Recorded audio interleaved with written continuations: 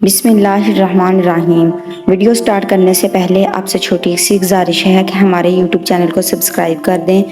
Video پسند آئے تو اسے زیادہ سے زیادہ لائک اور شیئر کریں۔ محترم ناظرین، آپ کا میں بے حد شکریہ ادا کرنا چاہوں گی کہ آپ نے مجھے سپورٹ کیا۔ میری دل سے دعا ہے کہ اللہ پاک سب کو صحت تندرستی والی، عافیت والی لمبی زندگی عطا فرمائے،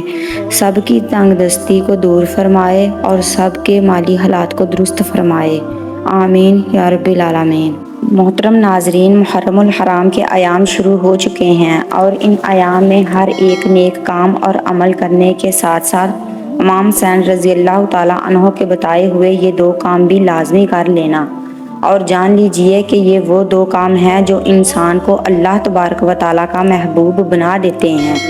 اور انسان کے دل کا تعلق اللہ کی ذات کے ساتھ جوڑ دیتے ہیں۔ لہٰذا اس ویڈیو میں وہ دو عمل بتائے جائیں گے کہ جو محرم الحرام کے دنوں میں لازمی کرنے چاہیے۔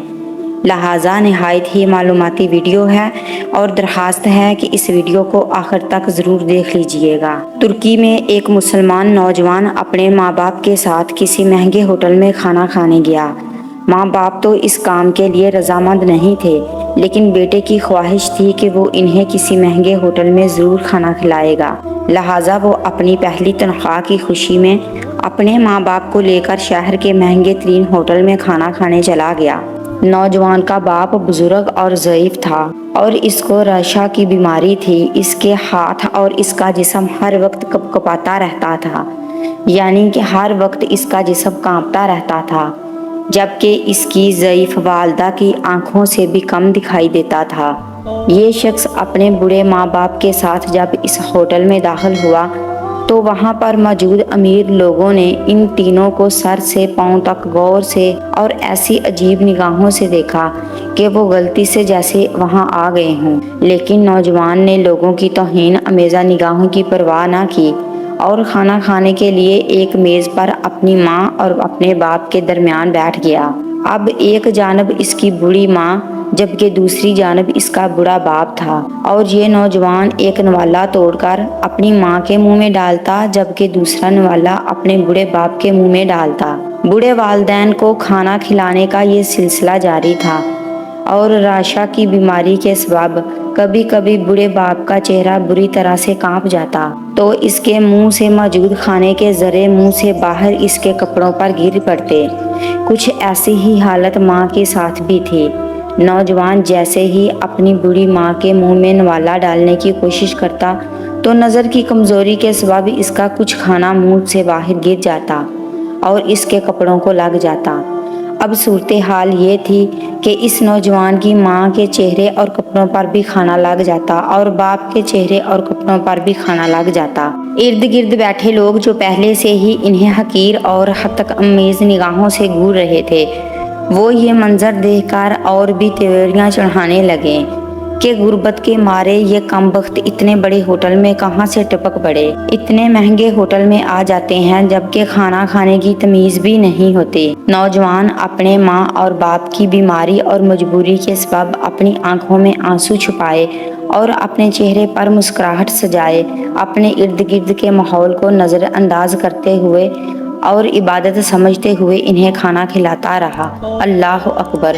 سیانے اور بزرگ لوگ کہتے ہیں کہ انسان کی عبادت انسان کو اس مقام پر نہیں پہنچاتی جہاں ماں باپ کی خدمت پہنچا دیتی ہے۔ کھانا کھانے کے بعد وہ نوجوان اپنے ماں باپ کو بڑی ہی عزت اور تعظیم کے ساتھ ہاتھ دھونے والی جگہ پر لے گیا۔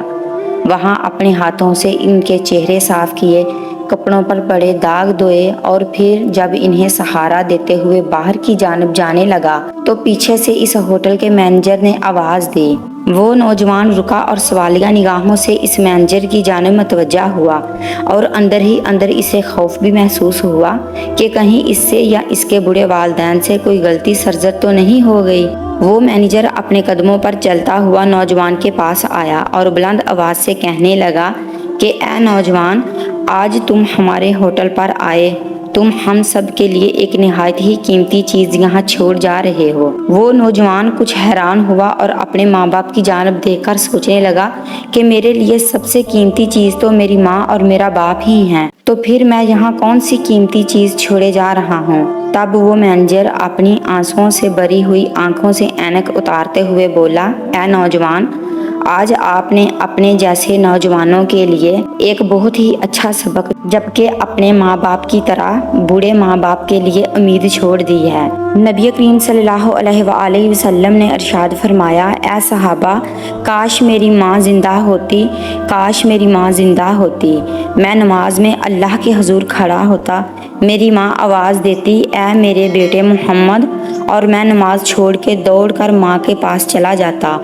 اور دنیا والوں کو یہ بتاتا کہ ماں کی عظمت کیا ہوتی ہے۔ اللہ اکبر۔ نبی کریم صلی اللہ علیہ وآلہ وسلم نے آج کے نوجوانوں کو پیغام دیا ہے کہ ماں جب بلاتی ہے تو پھر نماز چھوڑ دی جاتی ہے، تو ثابت ہوا کہ سب سے بڑی عبادت تو یہی ہے جو تمہیں بلا رہی ہے۔ محرم کے دنوں میں نیاز پکانے اور کھانا کھلانے والوں سنو،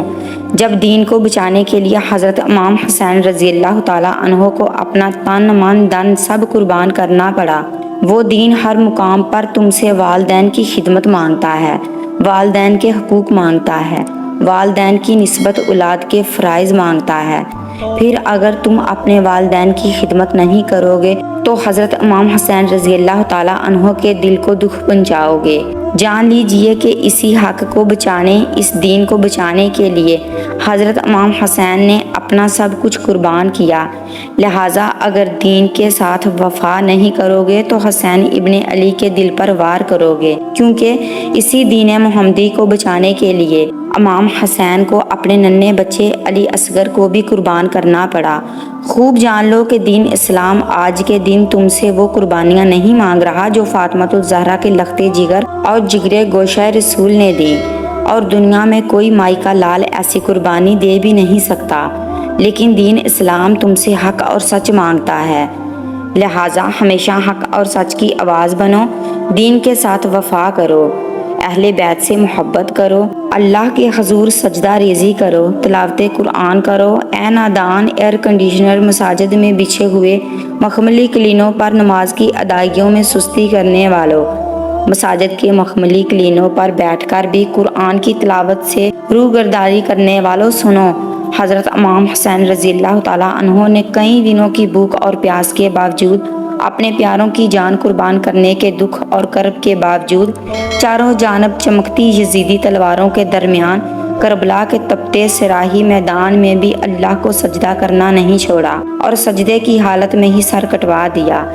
لیکن آج کا نوجوان تمام تر سہولتوں اور آسائشوں کے باوجود یہ کہتا نظر آتا ہے کہ دین پر چلنا بہت مشکل ہو گیا ہے۔ مسلمانوں، لوہے کی کنگھیوں سے جن کے جسم نوچے گئے اور جس حسین ابن علی کے 71 افراد کو ظلم و بربریت کا نشانہ بنایا گیا، تو اس حسین نے نہیں کہا کہ دین پر چلنا اب بھی مشکل ہو گیا۔ مال کے بلال حبشی کے بدن پر گرم سلاخیں داغتا ہے، کوڑے مارتا ہے، پتھر مارتا ہے، پھر بھی بلال کی زبان سے اللہ احد کی صدائیں بلند ہوتی ہیں۔ جب کسی نے پوچھا کہ کیوں اتنا ظلم برداشت کر رہا ہے اور اپنے کافر مالک کی بات کیوں نہیں مان لیتا، تو حضرت بلال حبشی رضی اللہ تعالیٰ عنہ نے فرمایا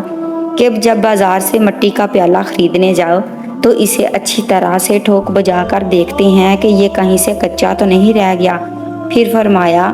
کہ آج میرا مالک، مجھے پیدا کرنے والا، مجھے خرید رہا ہے اور ٹھوک بجا کر چیک کر رہا ہے کہ بلال کہیں سے کچا تو نہیں رہ گیا۔ اللہ اکبر۔ بلال کہتے ہیں کہ اے میرے مالک، میرے کریم رب، اگر بلال کی خال تو ادھیڑ سکتی ہے لیکن یہ کہیں سے کچا نہیں ملے گا، اور اس کی زبان سے ہمیشہ حق حق کی صدائیں ہی ملیں گی۔ تو اس بلال نے تو شکوہ نہیں کیا کہ اس دین پر چلنا بڑا مشکل کام ہے۔ میرے مسلمان بہن اور بھائیوں، محرم الحرام شروع ہو چکے ہیں۔ آج محرم کے دنوں میں اگر بے نمازی ہو تو اللہ تبارک و تعالیٰ کے سامنے پکی اور سچی توبہ کر لینا اور پھر کبھی بے نمازی نہ رہنا۔ اگر والدین کی خدمت نہیں کرتے تو بھی پکی سچی توبہ کر کے اللہ کے حضور وعدہ کر لو کہ آئندہ اپنے والدین کو ان کے وہ حقوق ضرور دیں گے جو دین اسلام نے ہم پر لازم کیے ہیں۔ اور آخر میں اللہ تبارک و تعالیٰ سے دعا ہے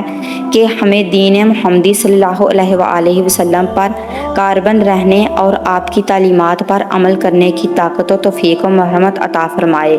آمین یا رب العالمین۔ درخواست ہے کہ میری ویڈیو اگر آپ کو پسند آئی ہو تو اسے اپنے تمام عزیز رشتہ داروں کے ساتھ بھی شیئر کیجیے، ہمارے چینل کو سبسکرائب کر دیں، ویڈیو کو زیادہ سے زیادہ لائک اور شیئر کریں۔ جزاک اللہ خیرن کثیرا، اللہ ہم سب کا حامی و ناصر ہو، آمین۔